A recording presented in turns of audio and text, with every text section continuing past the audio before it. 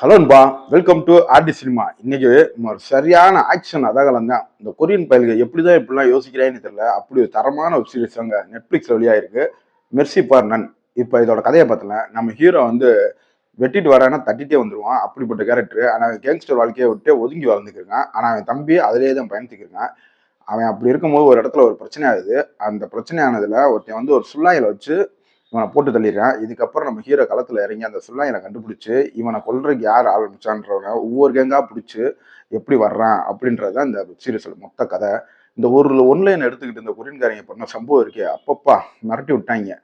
ஒவ்வொரு ஃபைட் சீனும் அப்படிதான் இருக்கும். படத்துல சினிமாட்டோகிராஃபியா இருக்கட்டும், அந்த ஸ்டண்ட் கொரியோகிராஃப் பண்ண விதமா இருக்கட்டும், எல்லாமே டாப் நாச்சுங்க.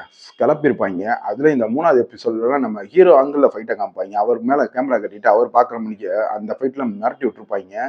அதே மாதிரி 4வது எபிசோட்ல ஒரு 100 பேர்த்த அடிக்கிற மணிக்கு ஒரு ஃபைட் வரும். சான்ஸே இல்லை. எப்படி அப்படி யோசிச்சீங்க? ஆனா தலைகள்லாம் வெட்டி செதறடிக்கிற மாதிரி பண்ணிப்பாங்க. தரமான வெப் சீரிஸுங்க. நம்ம சைட்ல இருந்து ஒரு ஹைலி ரெக்கமெண்டட். இதுல அடல்ட் கண்டென்ட்லாம் இல்லை. ஆனா violence violence violence. Web series ஃபுல்லாவே வைலன்ஸ் தான். மிஸ் பண்ணாம பாருங்க. நெட்ஃபிளிக்ஸ்ல தமிழ் டப்பிங்லேயே அவைலபிளா இருக்கு. ஒரு வேற லெவலான வெப் சீரிஸ் தான். வீடியோ பிடிச்சிருந்தா லைக் ஒரு ஷேர் பண்ணுங்க. மறக்காம நம்ம சேனலை சப்ஸ்கிரைப் பண்ணி சப்போர்ட் பண்ணுங்க.